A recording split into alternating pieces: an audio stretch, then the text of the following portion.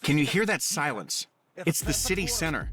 There is absolute silence here, and that is because of the sheer number of e-vehicles operating on the road. They make absolutely no noise. I mean, check it out. A car's approaching. But it makes no sound because it's electric, you know? You see that green plate?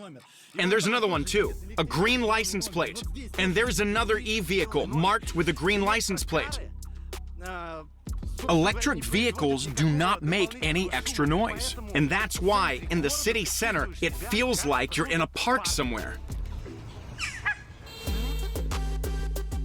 Shenzhen has registered 740,000 electric vehicles. Now, for comparison, New York, a city of comparable size, has around 160,000. All taxis in big cities in China are electric only. Of course, it's a long way to go to Norway's level, where more than 80% of transport is battery-powered. However, Norway's population is about 4 times smaller than Shenzhen's population alone.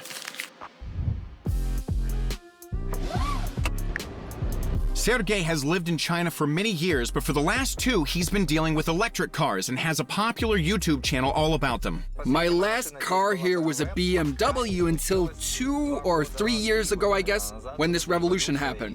And I started testing it. I just couldn't believe my eyes. He's taking me to his favorite pastime, humiliating classic auto brands. All right, let's go test some rides? All right, let's go.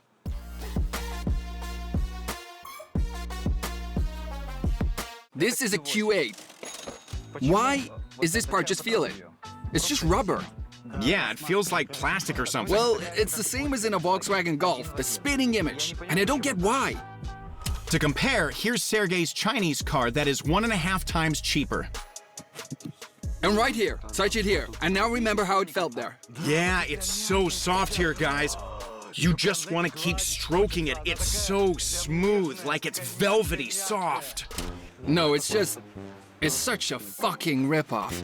How drunk do you have to be to buy this car? To buy 350 horsepower for $100,000 with this rubber plastic. With this rubber plastic here. The interior isn't made of Nappa. Nappa is only for Maybachs. Here is the most trivial leather. The look and feel of it is also different, just leather worn a bit, not smooth like in a Maybach or in a Lysiang. And this Tamagotchi here. We'll wait for the keys and show you why it's a Tamagotchi screen for 100 grand. Here is how it's done in a Chinese car. The display is huge. It's like a real cinema at your fingertips. And the cool part is, it's a cinema for the passenger too.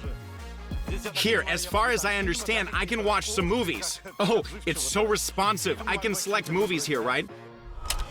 But Sergey's biggest passion is humiliating the most expensive cars. Guys, this is a Maybach. Do you feel the Nappa here? That's Nappa for you right there. Yeah, the leather here is so soft. In a Q8, Yeah. here it's the same as in a Lysiang, which costs 4 times less. And now check this out. Well, for starters, it's unclear why it's plastic here. All right, they can tell you it's royal varnish, that's how it should be. Let's take a peek in here, though. Oh, guys, it is creaky as hell. Ah, check it out, how it comes off. How could they do this to it? Look at this here. Oh my, even a Geely doesn't have that. Guys, I'm gonna bring the mic closer here. This is unreal. It's creaking all over. I mean, like, when you initially drive a Maybach, you don't notice this at all. But when you start using Chinese rides, you feel the difference. You can hear that the Maybach creaks and squeaks. It's just like a child's rattle. Listen to that. Like it's cemented. Not a single squeak. Not a single one.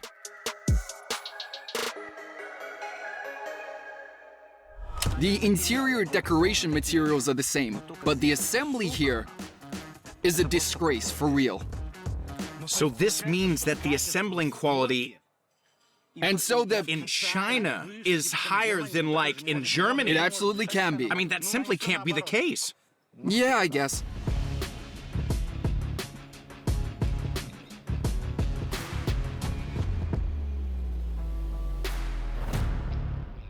Ah, it's squeaking too. This thing here is it's like all wobbly. Oh, check it out. The monitor's simply bending. Everything is squeaking here. This part here is on another level of squeaking.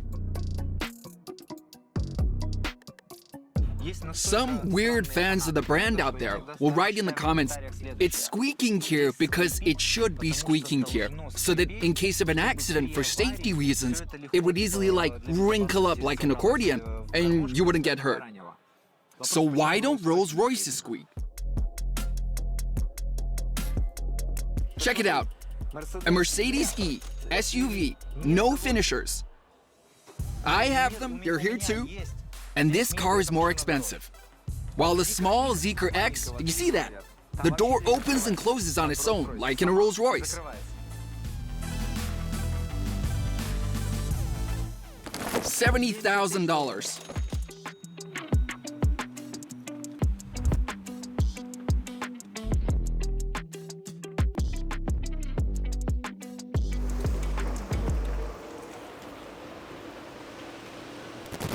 So, cards on the table here. German cars have better sound insulation than Chinese ones. They do. Yeah, close the door. Close that door. And there, bam, you're in a vacuum, in a capsule. That's open. Here. And here too. If you seal the hatch, it'll feel like you're in a capsule.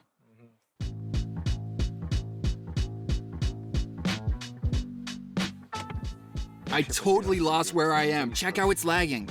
Yeah, you can clearly see there's a slow response, half a second or something after you drag your finger over it. And again, why is that? They don't make that on their own. They have to buy it from the Koreans or from the Chinese, and they simply sell them this cheap stuff here. They just sell these dinosaur rides. And they know that there is no competition there.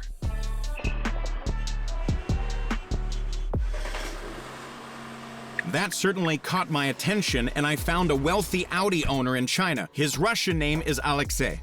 Why is it gasoline powered? Because I like it that way. There. Check it out. Yeah, there. That sound right there. Vroom, vroom. Yes, exactly. Men need cars like these. Whereas electric vehicles, they go calmly. You know, you need to take it easy on them. But e-vehicles are smarter though. They accelerate faster than your ride. But there is another important thing. If you want to go on a long trip, for sure you'll have a hard time looking for a charging station.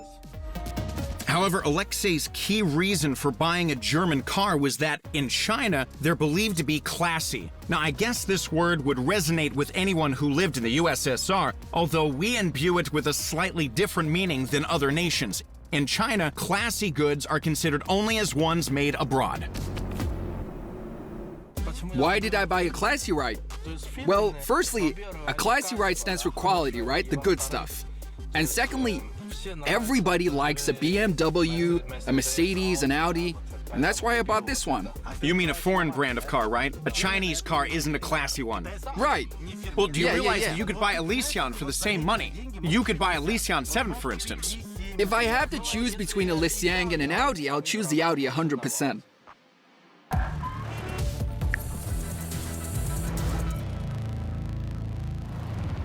So Chinese cars catch on fire, right?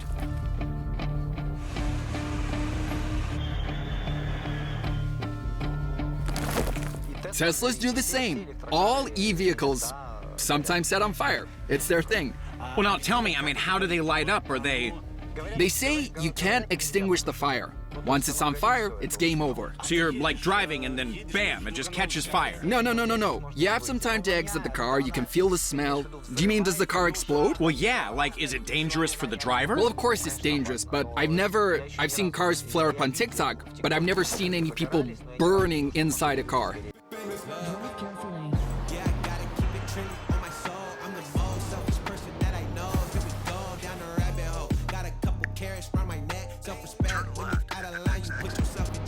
How could they allocate the money to make such a good interior design with the budgets they have? Because they've got their screen cheaper. Because they've got the battery cheaper. Because they've got the engine cheaper too. Everything is made here. Well, Chinese cars do break down, don't they? I mean, as they say, something Chinese means something unreliable. Let's discuss this point. It's a very interesting topic, by the way. A lot of people will be simply shocked, as it was a shock for me too. When I came here, just like everybody else, just like you, I guess, right? Just like everybody else, I remembered that Chinese equals unreliable. And like everybody else, I came here as a beggar. I didn't have a thing here. And like everybody else, I was pursuing my own goals. And of course, I bought myself a razor, just so that you know, it's still working. A Chinese one? Yeah. And whatever you buy in ordinary supermarkets, everything is as reliable as that razor. Many goods have quality levels. Let's take, for instance, cooling fans. They all look the same. The factory produces 3 quality levels all at once. The first quality level is for the home market, going to local stores. That's the same as Japanese, German, and other such country standards. Truth be told, it's quite easy to make a reliable fan. Just use some stronger materials, and that's it.